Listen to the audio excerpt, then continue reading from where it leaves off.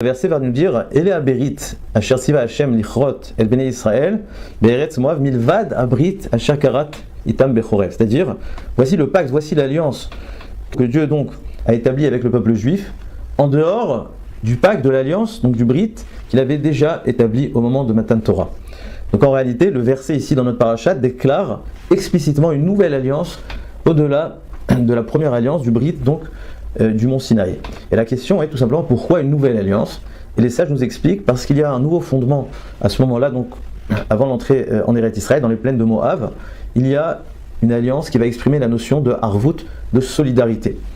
Et la question que j'aimerais poser, c'est que cette idée de solidarité pourtant existait apparemment déjà au temps de Matan Torah, puisque le verset nous dit lors de Matan Torah, Keish echad belav echad, le peuple juif était donc comme un seul homme, comme un seul bloc. Cela veut bien dire qu'il y avait une hardoute incroyable, une union exceptionnelle. Donc, quoi de plus au moment de Harvot Moav pour parler d'une nouvelle solidarité? Donc, la question en réalité est quelle serait la différence entre la hardoute et la harvout, entre l'union totale et exemplaire qu'il y avait au moment de Matan Torah et la notion de solidarité, de harvout, de responsabilité, si on peut dire, qui va naître à l'entrée d'Eretz Israël. On peut remarquer que dans notre paracha où on nous parle des klalot, donc des brachot, des klalot, des bénédictions et des malédictions, il y a une différence fondamentale entre les berachot et les klalot de la paracha de Bechukotai.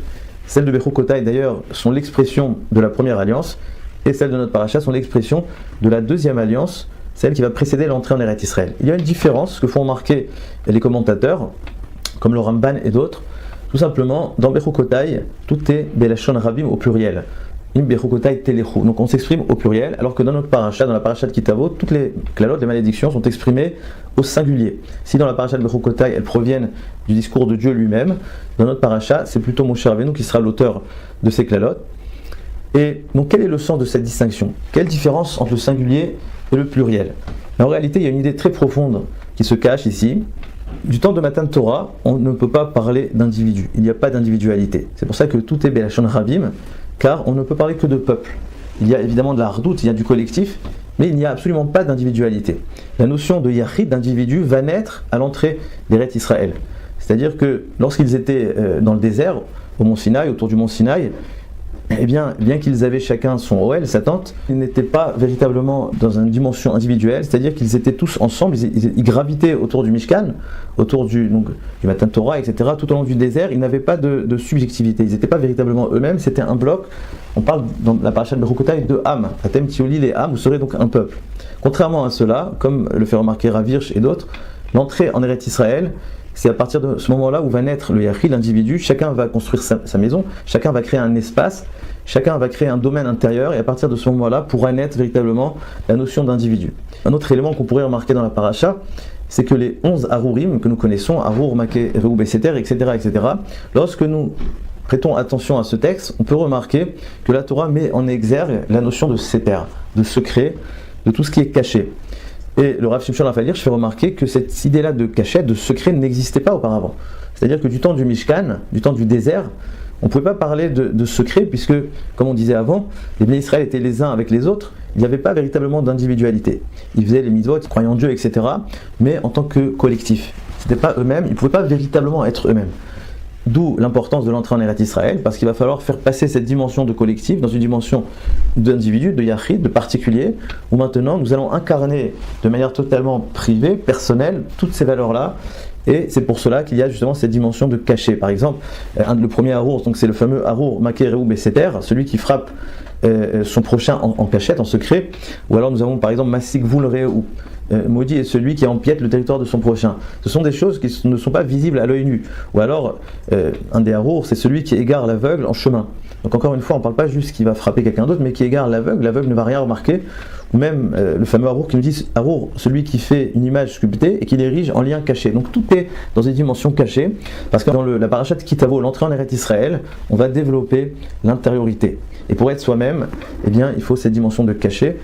Pour prendre un exemple, si on veut savoir si on fait véritablement la tefila, c'est pas lorsque nous sommes à la synagogue où tout le monde nous voit, mais c'est surtout là où personne nous voit. Comment on fait le Birkat Hamazon à la maison, comment on se comporte chez nous à la maison. À partir de cela, on va comprendre l'idée extraordinaire qui se cache dans la notion de harvout, de solidarité, qui n'existe pas dans la notion de hardout. Car l'Ardout, c'est l'union, on est tous ensemble, on se réunit, etc. On fait la fête. Tout ça, c'est très bien. Comme un matin de Torah, tout le peuple était présent, c'est magnifique, c'est l'Ardout. Mais l'Ardout, c'est quelque chose de bien plus élevé, qu'on pourra avoir accès seulement en entrant en Eretz Israël. C'est cette capacité de s'unir à l'autre, même lorsque chacun est chez soi. Même lorsque je suis à la maison, être connecté avec mon prochain, ça c'est la notion de solidarité, de responsabilité envers l'autre, ce qui n'existe pas dans l'Ardout. C'est-à-dire être capable d'unir le peuple, même lorsqu'il se fractionne, même lorsque chacun a développé son identité, même lorsqu'il a des contradictions, même lorsque chacun a sa personnalité, sa subjectivité, être capable de créer l'union. D'ailleurs, aujourd'hui en Israël, on peut remarquer qu'il y a énormément de courants, énormément de mouvements, toutes sortes de tendances, et naturellement, cela entraîne des frictions, des désaccords. Mais en réalité, il faut comprendre que ces frictions-là, ces désaccords, proviennent de quelque chose de très profond qui nous réunit. Un petit peu comme des enfants d'ailleurs qui se disputent dans une même maison. Le fait de se disputer, certaines fois, ça révèle justement du fait qu'on se sent un petit peu trop à la maison. C'est-à-dire que lorsqu'on était en diaspora, en Galoute, il y avait moins de désaccords, de frictions, parce qu'il n'y avait rien véritablement qui nous réunissait, on ne se sentait pas véritablement chez nous.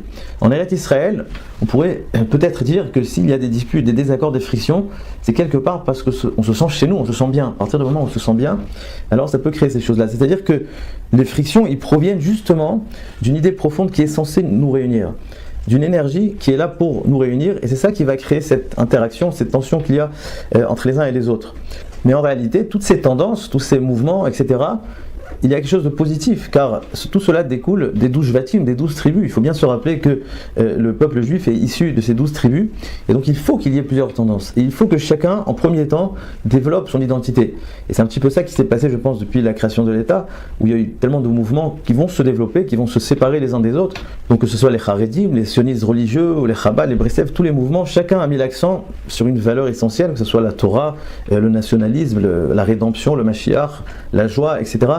Et chaque valeur est une valeur incroyable, et chacun donc a mis l'accent sur son identité, et en premier temps c'est quelque chose de nécessaire, on a besoin d'établir notre territoire, notre identité profonde pour véritablement la transmettre, la véhiculer.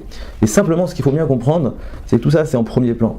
Mais à la fin, au bout du compte, l'idée c'est de finalement se réunir, comprendre que Kulanu Bnei Ish Echad Nachnu, que toutes ces tendances en fait c'est des facettes d'une même vérité. Et donc Igia Azman est arrivé le jour aujourd'hui où on a justement ce confort-là, cette confiance en soi, où on va pouvoir aller au-delà, pouvoir se réunir malgré les différences. Donc en fait, on pourrait dire que toutes ces disputes qu'on voit aujourd'hui, malheureusement, on pourrait peut-être les voir comme des occasions de découvrir l'autre et de créer une union encore plus forte, car comme nous savons, Ardout et no Achidout, l'union, ce n'est pas l'uniformité, mais bien au contraire, l'union n'existe qu'à travers la diversité, à travers le pluralisme. Donc, Bezrat Hashem, qu'on puisse petit à petit se réunir et réunir toutes les magnifiques valeurs de notre peuple jusqu'à la Géoula Shlema, Chazak ou Baruch, Shabbat Shalom.